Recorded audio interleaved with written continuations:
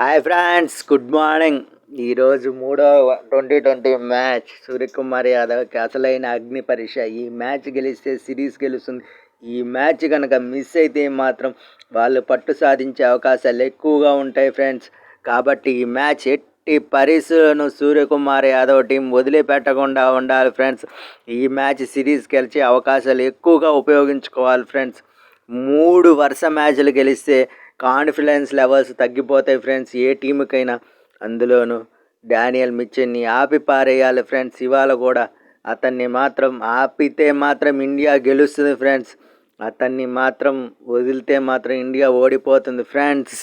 కాబట్టి మన వరుణ్ చక్రవర్తి పట్టు బిగచ్చాలి ఫ్రెండ్స్. అతని మీద ఎక్కువ కాన్ఫిడెన్స్గా ఉన్న లెవెల్స్ అన్నీ తగ్గించేలా బౌలింగ్ చేసే విధానం చూసుకోవాల్సింది ఫ్రెండ్స్. ఎక్కువ శాతం ఆఫ్ స్పిన్ వరుణ్ చక్రవర్తికి ఎక్కువ శాతం పడిపోయిన వికెట్ ఫ్రెండ్స్ అతను.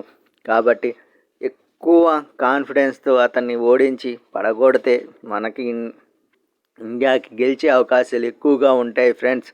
న్యూజిలాండ్ ఏ నిమిషము ఏ సెకండ్లోనూ వదిలిపెట్టకుండా ఇండియా గెలవాలనే ఆలోచనతోనూ పట్టుదలతోనూ కృషితోనూ కసితోనూ ఏ మాత్రం తగ్గకుండా ఉండాలి ఫ్రెండ్స్. మొన్న అభిషేక్ శర్మ ఎలా ఆడాడో నెక్స్ట్ మ్యాచ్లో మన కీపర్ ముంబై ఇండియన్స్ ఓపెనర్ ఆ రకంగా ఆడి మ్యాచ్ని ఘనవైపు తిప్పిన ప్లేయర్లు ఫ్రెండ్స్.